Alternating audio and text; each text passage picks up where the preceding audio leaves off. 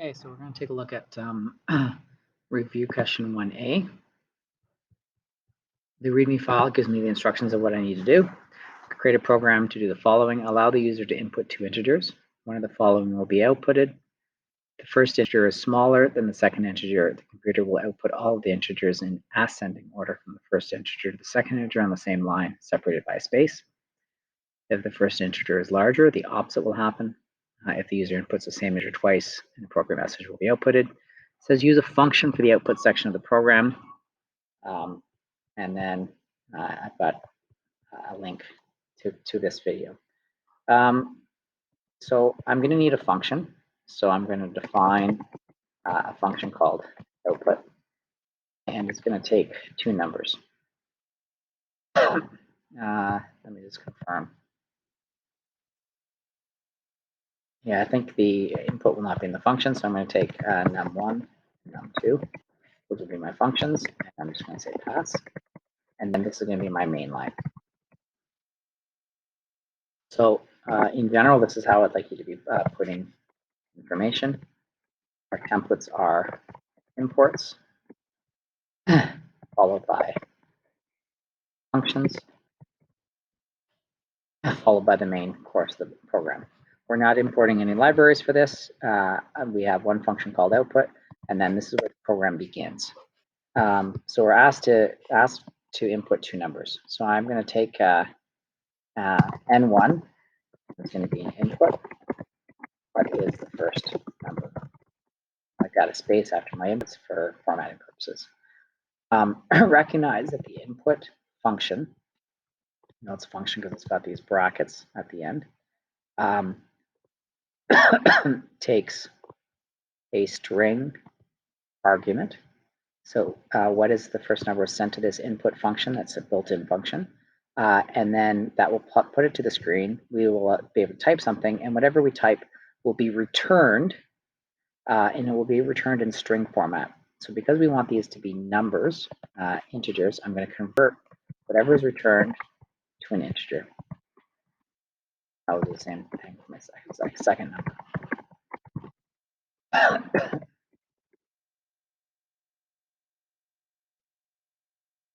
I cannot emphasize the need of running your code many times to find errors, so I like to run it. Does this work? Okay, so far it's working. So then I'm going to call my function. My function is called output. So call my function output. I call it by giving it its name. And the output has two parameters, num1 and num2. So I need to send it to arguments down here. The information I'm sending, the inputted numbers n1 and n2. All right, so now just to confirm that that's working, I'll go to the pass and I'll now just say, I think that it will now send it and store the values that I've typed in into num1 and num2, and I'll print those out to the screen to make sure that that works. So that's working well. But I'm supposed to do a check to find out if what order they are in. So I'm going to use additional statement. I'm going to check to see if num1 is less than num2, colon, enter. So remember, whenever I hit the colon, that's the end of a structured block. When I hit enter, it automatically knows to indent me. Our indent should be done using tabs and not spaces. So if num1 is less than num2, then I need to count up from num1 to num2. So I'm going to generate a loop for I in range. So this is the start value. It's going to start at number 1. It's going to go up to, but not including num2. Now, the example output is that if I input a 3 and a 7, it needs to count up to and include 7. So I need to go 1 greater than the second number, num2 plus 1. I put a colon. Now I'm going to print 5. So this is if the first number is less than the second number. Let me run that. What is the first number? 3, 5. Successfully prints 3, 4, 5. That's great. But it's printing them on every single line. Why is that? Well, after every single print statement, it is automatically adding at the end, adding a what we call a new line feature. By default, it automatically adds that. If I run this again, Oops.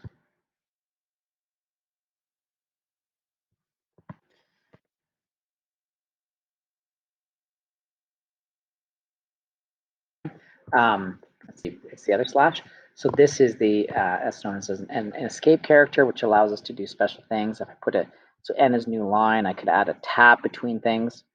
But recognize that it assumes that it wants to have this end thing to be a /n. So that's there by default. If I add it myself, it just says, oh yeah, well, that's what the default is. So you'll see that I'm getting the exact same results.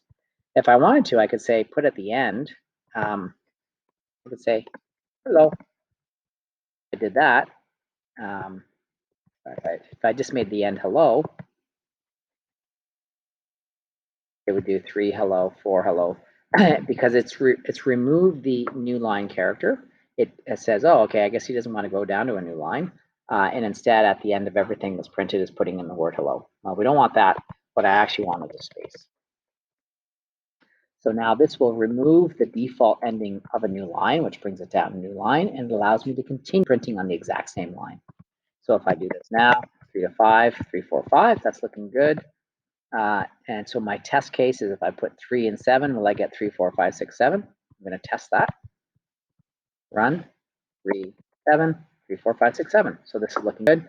I actually kind of don't like that, the fact that it ends there on that line. For maybe I'm just nitpicky, I don't know. I'm just going to, at the very end of that, I'm going to put a print so that it brings down the default cursor to the next line. It doesn't say that that needs to happen. I like it. So we seem to have the case when num1 is less than num2. What about if num2? So that can be new if, because if num1 is not num2 greater than num2, then the other possibility, else if num1 is greater, I will make for I in range. So remember, I is just a counter. It can be anything else. Do a different counter for a counter. If counter, I actually see how it's blue. It's actually a reserved word for number. Oh, no, that's not. Maybe count will work. Count in range. If num1 is greater than num2, I got to start at num2. I got to count backwards to num1, and I have to count by -1. Hit enter. I'm now going to print I, and I want to put them on the same line, so my end will include just a space at the end.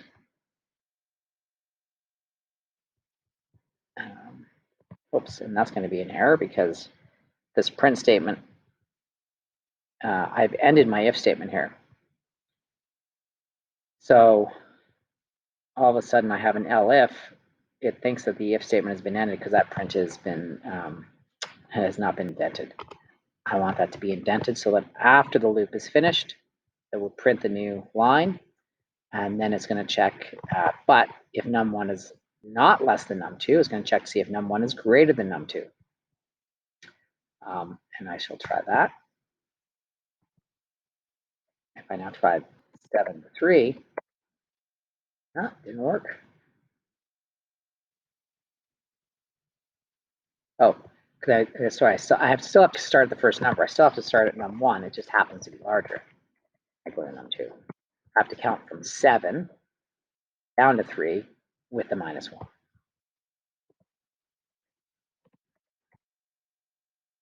And what am I getting?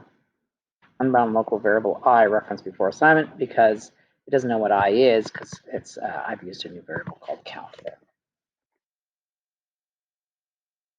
And you can see that obviously my default value is I. I always use that for my loops. Okay, this is looking much better.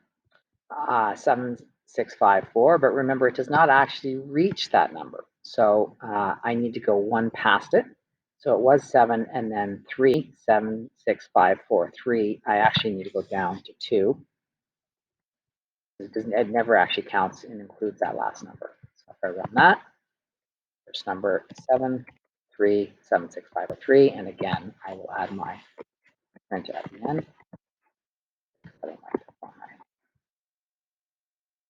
So the last case was, what if they are equal to each other? Well, in this case, that would be an else statement. Because if num1's not less than num2, the other possibility is num1 is greater than num2. And if it's neither of those two possibilities, then there's only one other possibility left, which I'm going to say print.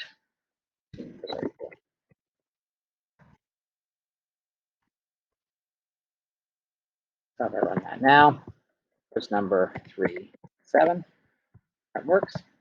Second number 7, 3, enter, and that works. And same number 3, 3. These two numbers are equal. Come back and read. User inputs the same integer twice, and a program master should be outputted. Use a function for the output section of the program for some help with this. Okay, so I've got my function here. It's called output. I've used my main line to grab the information. I send it up to my function called output, and I send it the values that were stored in my input statements, N1 and N2. They get stored locally as num1 and num2. I do my conditionals to check which is greater. I then use a loop for I in range, starting at the first number, going to the second number, and I print the information out. The idea of using this end allows us to maintain printing information on the same line. Okay, so these are small little things, but we will be using them as we move forward. The ability to convert string inputs into integers is an important thing. The ability to print the same thing on the same line by using that end statement is important. And of course, the ability to create an individual function that has parameters, these variables here that exist locally in the function, and I send it the information that I want. I call the function, send it the two arguments, the two pieces of information that the function requires. I send it up here, it does the information. And finally, at the very end of this function, it's not a bad idea to simply say return. So return just lets us know that it's the function is done. It's going to return execution back to this line. And currently, we're not returning anything. We're returning an empty piece of information. Later, we may want to actually return information to it. All right, now that I'm done, I'm going to submit my code.